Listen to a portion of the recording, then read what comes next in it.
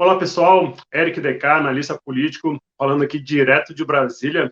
Vamos para o nosso programa de todo domingo, Bullets da semana, programa que a gente traz para vocês os principais destaques da última semana na economia e na política e projetamos um segundo momento o que você deve ficar de olho, tanto na política e na economia, nesses próximos dias.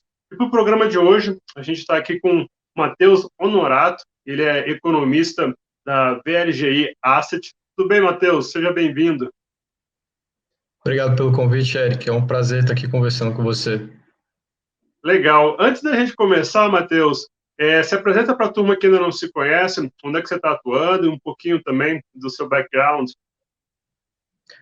Eu sou mestre em economia pela Getúlio Vargas de São Paulo, mestrado acadêmico. Meu foco de trabalho é em macroeconomia e finanças comportamentais.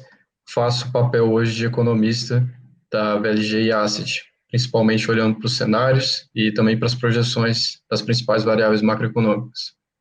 Legal. Vamos explorar aí todo o seu conhecimento. E essa última semana, Matheus, foi uma semana com vários acontecimentos, né? Você vai começar por onde? Qual é o seu primeiro bullet da semana? Mais uma semana tranquila no Brasil, entre aspas, né?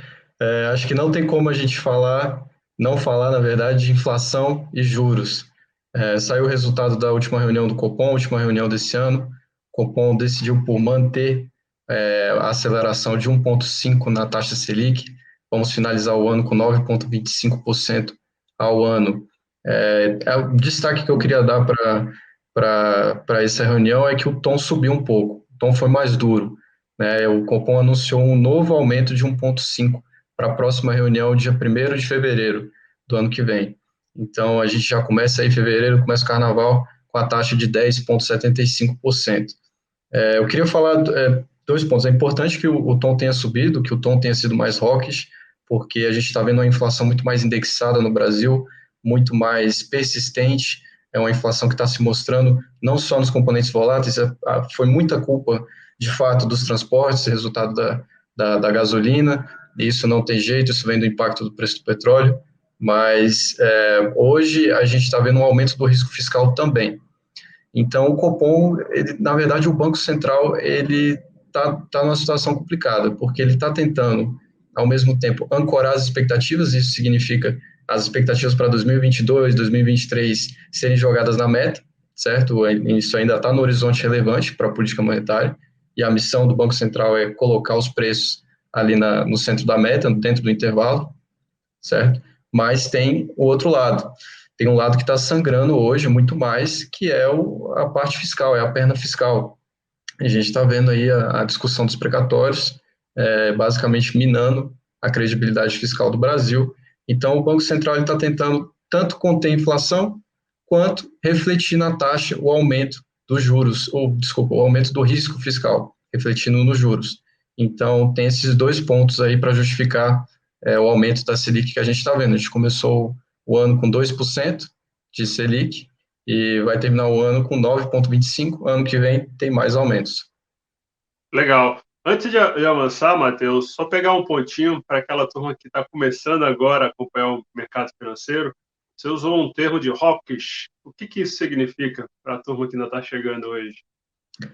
A gente usa basicamente dois termos em política monetária. Um é hawkish, significa que o Banco Central está sendo mais duro, ele está aumentando a velocidade ou ele está mantendo numa velocidade alta o aumento da taxa Selic para controlar a inflação. E isso, na minha opinião, nesse momento é mais do que adequado, por esses dois motivos que a gente comentou agora. Ele poderia ser mais dovish, como foi na minha avaliação no passado, deixou a taxa Selic cair muito, né? Ele foi mais dovish é a pomba, né? Então ele foi mais tranquilo, deixou a taxa Selic lá em 2% por um tempo. No começo do ano continuava falando que a inflação não era um problema tão grande, que era transitório, ia passar. E não é o que a gente está vendo, né? A gente está vendo que nos serviços deu uma desacelerada agora em novembro.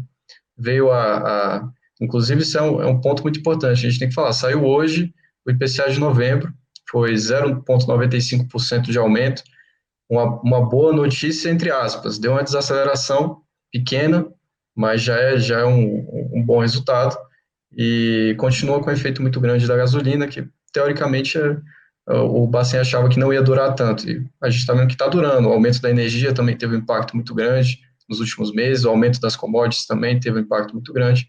Então, o Banco Central, no começo, no primeiros 6 meses desse ano, ele foi mais dovish. Ele não aumentou a Selic numa velocidade tão grande e agora ele está correndo atrás do prejuízo, está pesando mais o tom.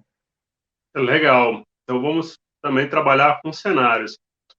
Já tem a sinalização para o próximo Copom, mas como é que estão os seus cenários para o primeiro semestre no que diz a respeito tanto à inflação quanto à questão aí da taxa Selic? Estão trabalhando com quais números? Eric, infelizmente, vou dar uma resumida aqui, depois eu falo os principais números.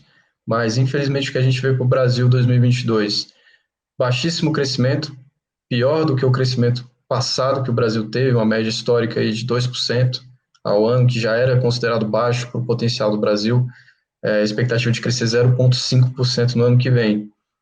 Enquanto nossas contrapartes aqui da América Latina, até a Argentina, Chile, a gente está vendo um crescimento de 2%, 3% para o ano que vem.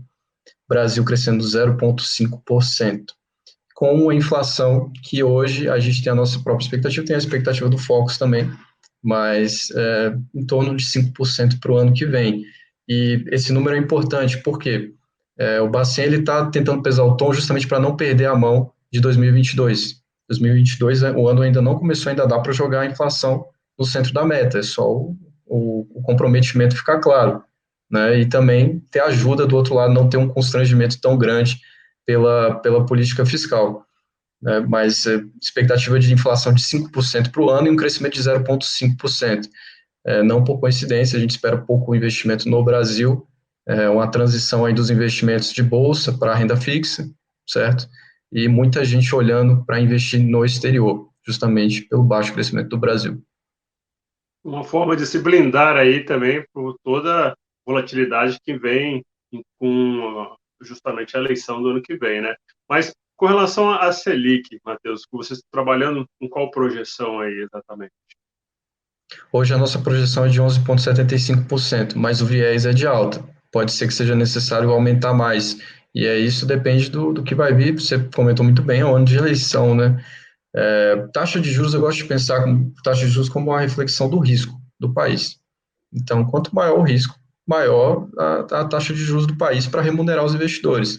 E o que não falta hoje no Brasil é risco político, risco institucional, tem a questão de não crescer. Então, o país que não cresce, ele se endividando, que normalmente é o que acontece em ano de eleição, ele está dando um tiro no próprio pé, né? Ele está colocando uma trajetória de dívida que é muito arriscada, que é pouco controlável. Então, o 11,75 hoje, mas para o ano que vem, no caso, mas o viés é de alta. Legal. Vamos então para o seu segundo bullet dessa última semana. Eric, uma coisa que a gente tem que falar também, falamos de eleição no Brasil, ano que vem tem eleição no Congresso norte-americano, e por lá eles não querem perder o domínio democrata. Então, o que está acontecendo? Hoje, o norte-americano está muito mais preocupado com a inflação. A gente está falando de inflação no mundo todo. No Brasil acaba sendo um pouco pior, né? Por causa da nossa estrutura, a gente é um país agroexportador, está com toda essa crise fiscal, está devendo em termos de crescimento, né? Mas lá nos Estados Unidos eles também estão preocupados com a inflação. Inclusive, estão mais preocupados com a inflação do que com a variante Ômicron. Eu não sei se você sabe, mas só um parêntese, a OMS ia continuar o alfabeto grego, e ia chamar essa variante de Xi. Só que, por motivos óbvios, para não ter um agafe muito grande aí, com a China e com o Xi Jinping, eles trocaram, pularam e chamaram de Ômicron. Não Não sei se sabia, foi. muito bom. Pois é, eles tomaram cuidado para não ter essa gafe aí. E é engraçado, né? Porque já mostra aí o papel dominante da China no mundo hoje, né? Uhum. Eles não vão chamar de Xi a variante, chamaram de Ômicron, que é para não ter nenhum agafe. Mas, enfim, o pessoal tá muito mais preocupado com a inflação nos Estados Unidos hoje. Uhum. Então, o que acontece? O Fed não só... hoje, o que o pessoal faz em termos de política acomodatícia? O Fed vai lá e compra 120 bi de dólar de título norte-americano por mês. Eles vão reduzir esse estímulo, é uma política expansionista que a gente fala, foi importantíssimo. Eu gosto de falar sempre essa comparação. Não tem como comparar Estados Unidos e Brasil, né? São dois mundos diferentes, mas os Estados Unidos estavam com desemprego de 14% no auge da crise do corona, e agora já estão perto do plano emprego, 4%. O Brasil ainda está com desemprego de 2 dígitos, né? Uhum. Então, a gente foi muito afetado de formas diferentes, né? Os Estados Unidos agora vão pensar em aumentar juros justamente em 2022 para conter a inflação, e o brasileiro está aumentando juros sem crescimento para conter a inflação. Então, assim, é um cenário onde faltou o crescimento. Lá eles estão recuperando e aqui não, nem o mercado de trabalho, nem a atividade. Mas só voltando ao comentário, então eles estão pensando em aumentar juros já em 2022, né? Tem toda Uhum. essa questão política do Congresso lá deles, da eleição, e também por eles estarem mais preocupados com isso do que com a variante Ômicron. Eles acham hoje que já tem postos de trabalho sendo criados, a taxa de desemprego está lá perto do pleno emprego, já perto de 4,5%, se não me engano. Então, eles estão com medo da variante, na verdade, reduzir a oferta de trabalhadores. O que eles vão fazer? Vão buscar aumentar os juros, certo? E isso, para o Brasil, falar em termos práticos, para o Brasil, quando aumenta juros nos Estados Unidos, é a maior economia do mundo, é onde a gente tem a reserva mais importante de valor, que é o dólar. Então, se a gente hoje no Brasil já está muito preocupado em ter real, né, o pessoal vai começar a ter muito mais demanda por dólar e por outros ativos de proteção, dado esse cenário, entendeu? De aumento de juros nos Estados Unidos. O que a gente vê hoje, o nosso cenário é de que a inflação dos Estados Unidos realmente vai ser controlada, porque a política lá é muito mais crível, mesmo a política fiscal, mesmo com os pacotes trilionários do Biden, a nossa visão é de que lá vai ter a recuperação real pós-Covid e vai conseguir controlar o nível de inflação. Ano que vem, pode ter certeza que os olhos vão estar para os Estados Unidos. Legal, mas dentro dessa lógica que você colocou de possibilidade de aumento dos juros lá nos Estados Unidos, pelo que eu entendo, pode haver uma corrida, então, uma migração aí do investidor para lá, porque, como você falou, é a economia mais segura e, de certa forma, vai estar pagando um pouquinho mais, né? Vamos colocar assim de uma forma bem simples. Qual o impacto nisso, Matheus, aqui para o Brasil, e no que diz respeito também à questão do câmbio, à questão do dólar? Eric, boa pergunta. Hoje, eu acho que o impacto está sendo muito mais do real se desvalorizar frente ao dólar do que o dólar valorizar. O que a gente está em cima é que pode ter um anúncio nos próximos meses desse aumento em 2022 que não seja esperado. Aí é uma mudança de perspectiva, realmente desvaloriza o nosso campo. Mas hoje, o principal impacto, na minha opinião, é a deterioração fiscal, é a piora fiscal das contas do governo. E não Entendi. à toa a gente está vendo o câmbio aí 5,50, 5,60 há um tempo, né? Mesmo com esse murmurinho de que o Fed vai antecipar a redução dos estímulos, que não vai ser só em 2023 que vai aumentar juros, vai ser em 2022, ainda são boatos, né? A gente está vendo Uhum. uma mudança de tom do Jerome Powell, que é o dirigente do Fed, está no segundo mandato, mas a gente não viu isso refletido no câmbio ainda. Pode ser que tenha uma mudança e, de fato, a gente veja mais desvalorização. Hoje, a minha opinião é de que é o risco Brasil que está desvalorizando o real frente a outras moedas, entendeu? Mas a Entendi. gente, de fato, é um movimento importantíssimo, a gente está em cima disso, e, na verdade, a gente já tem essa expectativa que em 2022 ocorra o primeiro aumento de juros nos Estados Unidos. E para o investidor brasileiro, a melhor coisa vai ser fugir dessa tempestade perfeita, é navegar para a ilha segura, essa ilha se chama Estados Unidos. Uhum. Você tem batido bastante nessa tecla do risco fiscal, mas só para eu entender também como é que está a dinâmica do mercado financeiro, sobre o seguinte aspecto. Com a PEC dos precatórios, Matheus, houve ali aquela mudança na regra do teto de gastos, mas foi estabelecido ali um limite. Hoje esse limite está em 106 bilhões. Ou seja, o investidor institucional e o não institucional já sabe do tamanho do impacto fiscal que a gente vai ter ali em 2022, porque essa PEC vai justamente abrir espaço no orçamento do próximo ano. Quando você fala em risco fiscal, é o quê? Uma manobra que pode ampliar ainda mais o gasto de 106 bilhões, é o que é um orçamento paralelo que pode ser criado com o surgimento de uma nova pandemia. O que é o risco fiscal dentro desse contexto que a gente já tem pré-estabelecido aí esse espaço de 106 bilhões? Certo, Eric. Eu concordo com você. A aprovação da PEC, ela reduziu de alguma forma a incerteza, né? Porque a gente já sabe agora que vai abrir esse espaço no orçamento. A minha crítica com relação ao risco fiscal está mais relacionada com a arbitrariedade das contas públicas. Quando você assume quando você faz uma promessa de pagamento, você tem que pagar.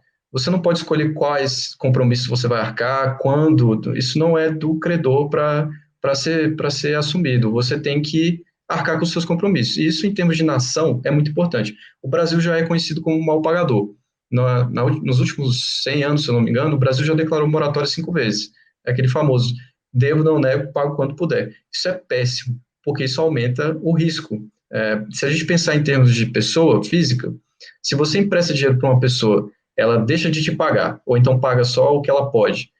Na próxima vez você vai repensar 2 vezes se você vai emprestar dinheiro para essa pessoa, e se você for emprestar, você vai ter que emprestar uma taxa muito maior. Então, é essa a questão. O risco fiscal é extremamente difícil de precificar, o mercado ainda está precificando o efeito de fato, porque ano que vem tem aumento de gastos. Então, é mais uma questão do contexto. A gente sabe que vai ter esse rombo, na verdade, vai passar, né, ia passar do teto, teve esse recálculo aí do teto, mas a questão é que abriu um espaço sem contrapartida real. O Brasil não está crescendo, ele está adquirindo dívidas para um motivo totalmente eleitoreiro, que é aumentar um programa de auxílio, não que eu não sou contra o programa de auxílio, na verdade quase ninguém no Brasil é, a questão é de onde que vem esse recurso, entendeu? Se fosse de um recurso que fosse planejado, bem orçado, tivesse transparência, aí não tinha problema nenhum. De fato, ia ter um impacto, na verdade, positivo no produto. Mas a questão é de credibilidade. Inclusive, eu gosto de pensar assim, por que vai ter um impacto na inflação também, e o Bacen tá com medo disso, né? Quando você pega R$ 1, o papel moeda mesmo, aquilo ali só tem valor porque o Estado fala que tem valor. Então, se o Estado não tem credibilidade com o gasto, ele fala que tem um certo valor, mas ele, no orçamento secreto, está gastando muito mais do que devia, não tem transparência com as contas públicas, não tem almoço grátis, isso aí vai ser pago de alguma forma. E é por isso que o pessoal fala que inflação é um imposto inflacionário, na verdade. E é um imposto cruel, porque tira das pessoas mais pobres. Então, essa questão fiscal está muito relacionada com, na verdade, todas as crises que o Brasil tem. Quando a gente fala de inflação, raramente não tem um componente fiscal pelo lado, não tem uma irresponsabilidade fiscal do lado, né? Porque o governo hoje é o maior gastador, sem pagar a conta, né? Ele não paga a conta, mas a população paga. Paga, em geral, na forma de inflação, vai pagar na forma de juros altos, que é o remédio que a gente tem para controlar a inflação, é um remédio amargo, mas é necessário. Então, hoje não está totalmente precificado o risco fiscal. Eu acho que foi muito precificado já no câmbio. Muitos investidores saíram, os exportadores não estão trazendo dólar para cá, justamente por causa desse tumulto, desse imbróglio fiscal. Mas, de fato, a gente sabe agora em números quanto que vai ser, mas a credibilidade do Estado está minada, porque ele efetivamente pode decidir ano que vem e falar, não, então, se ele decidiu agora, dessa forma, vou pagar alguns e não vou pagar outros, ano que vem ele vai poder fazer, quem garante que não vai ser você o próximo, né? Então, é mais uma questão de credibilidade. Outro ponto, por que os Estados Unidos hoje têm são vários os motivos, mas eles são os melhores pagadores hoje. A dívida deles, se você compra a dívida, o T-bill de 50 anos, você sabe que você vai receber, entendeu? Então, por isso que a taxa também é tão baixa. Eu gostaria de bater nesse ponto da credibilidade. Sim, a gente sabe, vai abrir um espaço aí de 106, 110 bi no orçamento. Inclusive, eu acho que vai ser aberto para uma qualidade ruim de gasto, né? Está sendo um gasto ali que está sendo sem contrapartida, não digo que o gasto em si é ruim, né, o objetivo, mas está sendo sem contrapartida real, né? Deveria ter sido orçado no orçamento desde o início do ano, não só por motivos eleitoreiros, certo? E deveria ser pensado como um programa de assistência social, primeiro, permanente, e segundo, não só focado no valor, né, mas focado em melhorar a vida das pessoas, né? Legal. E aí tem dois pontos que eu queria pegar da sua fala, Matheus, que eu acho que são bastante importantes. Nessa questão da credibilidade, botando todo mundo na mesma página, com a votação da PEC dos precatórios, o que também está ocorrendo é mudança na regra do teto de gastos.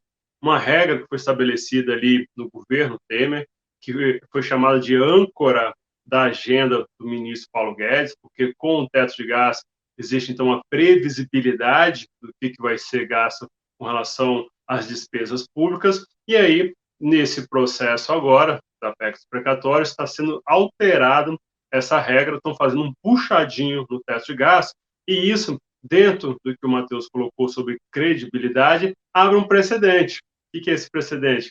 Toda vez agora que o governo achar necessário fazer um puxadinho extra, ele já sabe o caminho, porque a PEC dos precatórios está abrindo essa porta que antes estava fechada, que era a porta dos tetos de gastos. Então, abre também esse precedente e abre também a dúvida na cabeça do investidor, no sentido de que toda vez que o governo brasileiro agora precisar fazer alguma alteração na regra, ele só recorre ao governo e aí vai ter mais recurso para gastar de uma forma no ano seguinte. Um outro ponto, Matheus, que é muito importante, e é um ponto que está discussão aqui de rodinhas em Brasília entre os políticos, é o seguinte: está se falando nesse ticket médio do Auxílio Brasil de R$ 400, mas um ponto que você trouxe no primeiro bullet e que trouxe no segundo bullet, falando aí de uma questão mais global, é a inflação. Então, hoje a turma aqui em Brasília, Matheus, está fazendo o seguinte cálculo: é 400, mas com a inflação isso de fato vai ser 400 lá na ponta, e aí o cálculo político é o seguinte: esses R$ 400 vão reverter em dividendos eleitorais para o Bolsonaro, vão reverter em melhora nas pesquisas eleitorais. Esses são os cenas dos próximos capítulos que a gente ainda vai esperar para ver aí no começo do próximo ano, para saber qual é o real impacto desse ticket médio do Auxílio Brasil dentro da popularidade do presidente Bolsonaro. Indo para o terceiro bullet, Matheus, o que você tem para a gente aí como último destaque dessa última semana? Eric, é importantíssimo a gente falar também da zona do euro. Falamos muito aqui de Estados Unidos e Brasil. A zona do euro tem uma parcela da população que não foi vacinada, então eles estão mais preocupados com a variante Ômicron. Isso reflete diretamente na política monetária deles. A gente espera que os juros permaneçam baixos por mais tempo, a política monetária seja expansionista por mais tempo. E em termos de crescimento, a gente espera um crescimento menor. A zona do euro está perdendo liderança, a Inglaterra está perdendo liderança em termos de crescimento para os Estados Unidos. Então, Matheus, só também a gente pegando um gancho para entrar na questão da política da última semana, entre os principais temas aqui de Brasília, teve a PEC dos precatórios, que parte dela foi promulgada, houve um fatiamento dessa PEC. E qual foi a pegadinha, qual foi o jogo e o motivo de muito atrito aqui nos bastidores durante essa discussão? Foi o seguinte: a peça principal foi a seguinte: quando a PEC dos precatórios foi para o Senado, os senadores, então, carimbaram os 106 bilhões que vão ser abertos no orçamento do ano que vem. O que significa carimbar? Significa o seguinte: os senadores falaram, governo, você vai ter 106 bilhões, mas a gente vai definir aqui como você vai gastar, qual a finalidade de cada centavo desses 106 bilhões. E no meio disso tudo, também tinha a tal da RP9. Então, a RP9, que é a emenda de relator, a famosa emenda de relator, que o presidente da Câmara e do Senado tem usado para bancar aí os aliados, também foi carimbado. E aí, quando essa proposta voltou para a Câmara, o Arthur Lira ficou irritadíssimo com isso, mas no final ele conseguiu que, com o fatiamento que aconteceu nessa última semana, 62 bilhões não tem mais carimbo. Ou seja, o governo agora pode gastar com Auxílio Brasil, com RP9, com Vale Gás, auxílio caminhoneiro, pode gastar como quiser, porque 62 bilhões agora estão desvinculados, estão sem esse carimbo. Então ainda falta resolver a questão dos precatórios que envolvem esses 44 bilhões. E essa votação está prevista para acontecer na semana que vem. Estava um zum aqui, Matheus, e você que está nos assistindo, de que essa parte da PEC que foi fatiada pode não ser votada na semana que vem. Eu não acredito, tá, gente? Por quê? Se não votar essa parte dos precatórios que foi fatiado, a gente volta para o cenário anterior, que era um cenário que o governo vai ter que pagar 89 bilhões em precatórios. com esse fatiamento da PEC, está previsto nesse trecho o tal do subteto, que é um limite para pagar em 2022. E aí esse limite reduz de 89 bilhões para cerca ali de 49 bilhões. Então, é interesse do Congresso votar isso, porque se não votar essa parte da PEC na semana que vem, eles vão ter aquele meteoro do Paulo Guedes de 89 bilhões novamente no colo, dentro de um orçamento que já está bastante limitado. Então, dentro dessa questão da PEC dos precatórios, a gente deve ter um desfecho semana que vem, e eu acredito que esse desfecho deve avançar nos principais pontos, e aí a gente vai, então, para a promulgação dessas outras partes. A grande questão da briga que a gente viu semana passada, bate-boca no plenário, era os carimbos. Tiraram os carimbos de 62 bilhões, Arthur Lira ficou feliz, já pode ser gasto também em RP9, já está mais livre o orçamento para o ano que vem, então as coisas devem rodar. Esse foi o primeiro bullet, o primeiro destaque. Também tiveram várias votações aqui dentro do Congresso, importante. A gente viu que a desoneração da folha foi aprovada, então os 17 setores, que são os 17 setores que mais empregam na economia, vão ter renovado esse benefício da desoneração da folha até 2026, ia se encerrar agora no dia 31, uma proposta bastante importante, foi a sanção. E teve uma outra proposta também, que é o marco legal do câmbio. Isso passou ali no Senado, foi para a sanção, e de uma forma bem resumida, ela possibilita você que está viajando para o exterior entrar e sair com agora 10 mil dólares. Antes era 10 mil reais, passou a ser 10 mil dólares. No câmbio de hoje dá cerca aí de 56, 57 mil reais. Teve essa mudança também com a lei do câmbio. E, por fim, um último bullet, que já fala, já conversa com as questões das eleições do ano que vem, foi o lançamento da candidatura da senadora Simone Tebet para presidente. É uma candidatura ainda que vai ser testada nas pesquisas até o início do ano que vem, e eu acho que ela não vai para frente. Eu acho que o MDB está fazendo esse movimento, mas a tendência é dele aglutinar também com alguém da terceira via.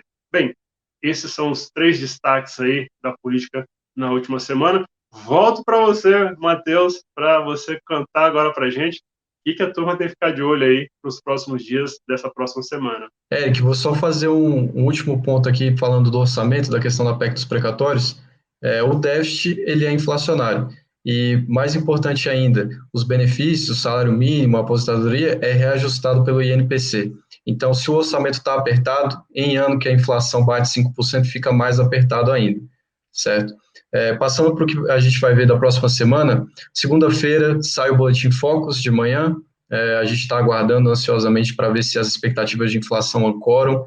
Nesse último boletim, a gente viu que as expectativas de inflação para 2023 aumentaram pela primeira semana e as de crescimento foram reduzidas também pela primeira semana. A gente espera que depois desse aumento de 1,5 pontos percentuais na taxa base, essas expectativas sejam ancoradas na meta, essas expectativas de longo prazo, e a gente fica ansioso também para ver se o mercado está precificando a inflação aí perto de 5%, ou se vai aumentar ainda para 2022. Novamente, crescimento hoje está previsto para 0,5% ano que vem. Só para fazer um comentário, ano passado o PIB caiu 4%. Esse ano deve crescer 4,7%, e ano que vem vai ter muita gente falando isso, né? Mas provavelmente vai ser um PIBinho. Legal. Outro ponto... Pois não? Desculpa, Eric.